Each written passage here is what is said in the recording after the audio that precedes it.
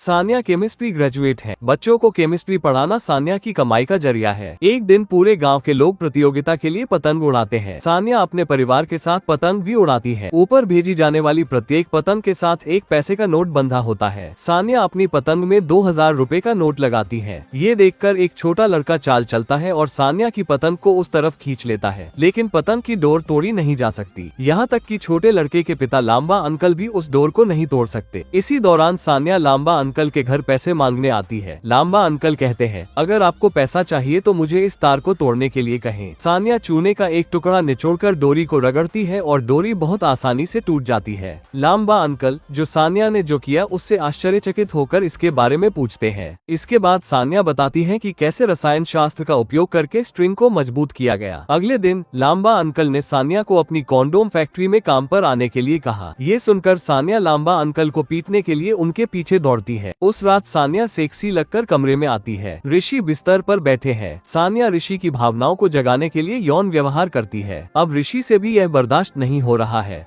बिस्तर पर आकर सानिया सेक्स शुरू करने से पहले ऋषि को एक फाइल देती है। ये सुरक्षित सेक्स के बारे में है। गर्भावस्था नियंत्रण दवा का सेवन करना महिला के लिए हानिकारक होता है। सानिया चाहती है कि ऋषि इस बारे में समझे, इसलिए सानिया की गुजारिश है कि सेक्स करने के लिए कॉन्डोम का इस्तेमाल करें। सानिया इसके लिए तैयार है और कॉन्डोम लेकर आए है। जैसे ही ऋषि की नजर कॉन्डोम पर पड़ती है तो वो उसे कूड़ेदान में डाल देता है। ऋषि जैसे पुरुष सोचते हैं कि कॉन्डोम का इस्तेमाल करना बुरा है। अगर वो कॉन्डोम का इस्तेमाल नहीं करता है तो सानिया कहती है कि मेरे पास मत आओ और कंबल के नीचे सो जाती है। सानिया के आग्रह पर ऋषि कॉन्डोम खरीदने के लिए फार्मेसी में जाता है। ऋषि थोड़ा शर्मीले हैं क्योंकि वो पहली बार इस तरह की कोई चीज खरीद रहे हैं। ऋषि चुपचाप अंकल मदन की फार्मेसी के करीब पहुंच जाता है, लेकिन ऋषि पहले टूथपेस्ट मांगता है। इसके बाद वो मच्छर भगाने वाली क्रीम मांगता है। उसके बाद मदन भ्रमित ऋषि से पूछता है कि उसे और क्या चाहिए। तभी ऋषि शर्माते हुए कॉन्डोम मांगते हैं। मदन पुराने जमाने के विचारक भी है, तो मदन ऋषि पर कॉन्डोम जैसी गंदी चीज का इस्तेमाल करने का आरोप लगाता है। कॉन्डोम खरीदने वाला ऋषि देर रात सानिया के साथ सेक्स करने वाला है, लेकिन ऋषि को इसका इस्तेमाल करना नहीं आता। फिर सानिया ऋषि को बताती है कि कॉन्डोम कैसे लगाना है। ये सुनकर ऋषि हैरान रह गए। ऋषि पूछते हैं कि तुम्हें ये कैसे पता, और फिर सानिया के पास कहने को कुछ नहीं बचेगा। सानिया कहती है कि उस दिन मैंने तुम्हें जो पैकेट दिया था उसमें भी यही लिखा था।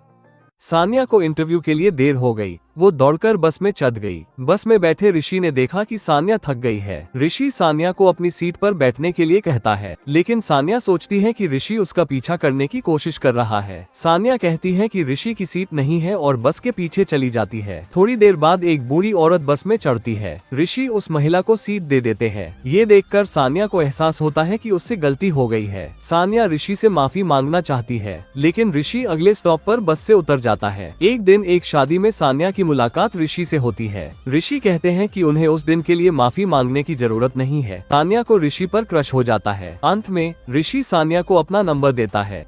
आज वो दिन है जब सानिया शादी के बाद पहली बार काम पर जा रही है। सानिया ने ऋषि को बताया कि वो एक छाता बनाने वाली कंपनी में काम करती है, इसलिए सानिया ऋषि के आने से पहले घर छोड़ने की कोशिश करती है, लेकिन ऋषि का भाई इसकी इजाजत नहीं देता है। ऋषि ने खाना खत्म किया और सानिया के साथ चला गया। अब सानिया का झूठ पकड़ा जाने वाला है। सानिया छाता फैक्ट्री के पास उतर जाती है क्योंकि ऋषि का झूठ पकड़ा जाएगा, लेकिन सुरक्षा की मौजूदगी के कारण सानिया तुरंत अंदर नहीं जा सकती। सानिया ने सिक्योरिटी को बताया कि वो कंपनी के मालिक के साथ इंटरव्यू करने आए हैं। इसी दौरान ऋषि बाइक से उतरते हैं और वहां आने की कोशिश करते हैं। उसी समय सुरक्षा सानिया को प्रवेश करने की अनुमति देती है। इसके बाद ऋषि चले जाते हैं। सानिया, जो ऋषि के जाने तक छिपी हुई थी, सुरक्षा के लिए चुपचाप निकल जाती है। तब से सानिया छाता कंपनी की सुरक्षा का भुगतान करती है और हर दिन अपनी बाइक वहां छोड़ती है। सुबह वो ऋषि के साथ अम्ब्रेला कंपनी आती है और सानिया अपनी बाइक से कॉन्डोम कंपनी जाती है।